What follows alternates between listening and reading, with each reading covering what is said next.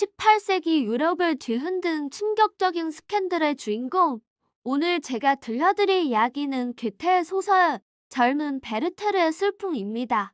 단순한 사랑 이야기가 아니에요. 세상과 타협하지 못했던 한 천재의 예술가의 영혼이 어떻게 산산조각 나는지 그 처절한 기록을 지금부터 따라가 보겠습니다. 주인공 베르테르. 그는 돈이나 명예 같은 세속적인 것들엔 전혀 관심이 없는 청년이었습니다. 도시의 복잡하고 계산적인 삶의 염증을 느끼고 있었죠.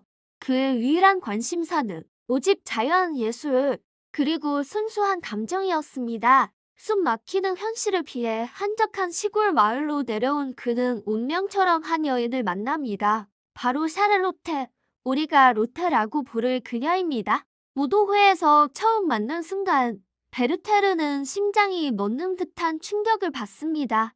로테는 그가 꿈에서나 그리던 완벽한 이상형이었거든요.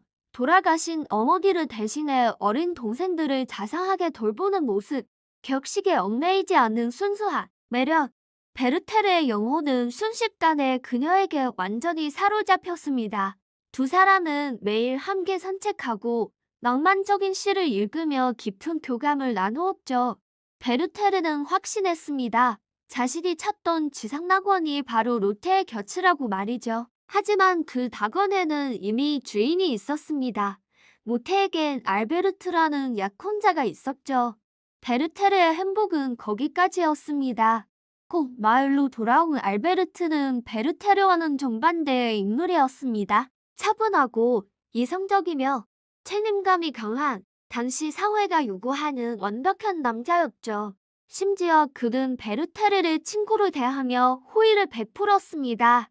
이 상황 속에서 베르테르는 로테 곁에 머물고 싶다는 욕망과 그녀의 행복을 망칠 수 없다는 현실 사이에서 극심한 고통에 빠집니다. 순수했던 사랑은 질투와 자기 연민으로 조금씩 뒤틀리기 시작했죠. 결국 그는 로테에게 사랑을 고백하지만 돌아온 대답은 우리는 친구일 뿐이라는 차가운 현실이었습니다. 괴로움을 견디지 못한 베르테르는 결심합니다. 이 마을을 떠나자.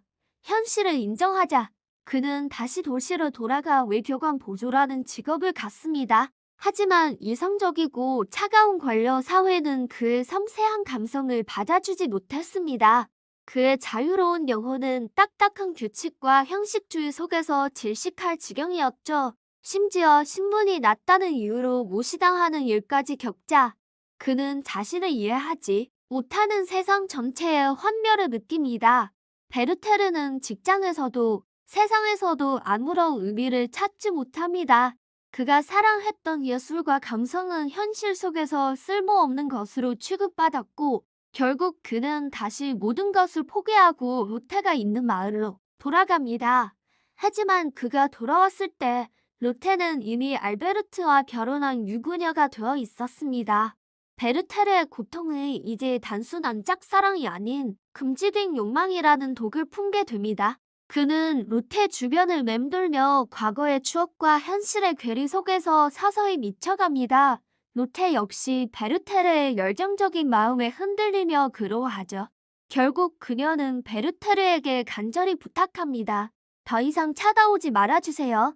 이 말을 듣는 순간 베르테르는 자신의 삶이 완전히 끝났음을 깨닫습니다. 그에게 로테는 단순한 연인이 아니라 세상의 모든 아름다움과 희망 그 자체였기 때문이죠.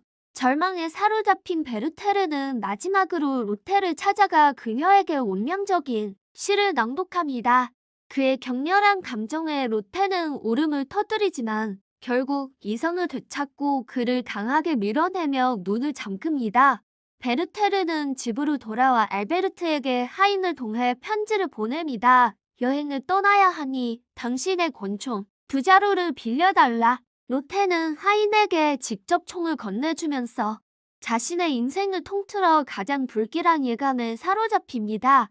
그날 밤 베르테르는 로테가 마지막으로 만져주었던 푸른색 연미복을 입고 그녀에게 마지막 편지를 씁니다. 그리고 로테의 남편 알베르트의 손을 거쳐온 그 총으로 스스로 생을 마감합니다. 베르테르의 비극은 단순히 사랑을 이루지 못해서가 아닙니다. 섬세한 감수성을 지닌 한 개인이 차가운 이성과 현실 중심의 사회 속에서 얼마나 무력하게 부서질 수 있는지를 보여주는 이야기였죠. 이 소설은 당시 유럽 젊은이들에게 엄청난 충격과 공감을 불러일으켰지만 수많은 모범 자살을 낳아 한때 위험한 책으로 불리기도 했습니다. 오늘 이야기는 여기까지입니다. 다음에도 더 깊이 있는 이야기로 찾아뵙겠습니다. 구독과 좋아요 잊지 마세요. 감사합니다.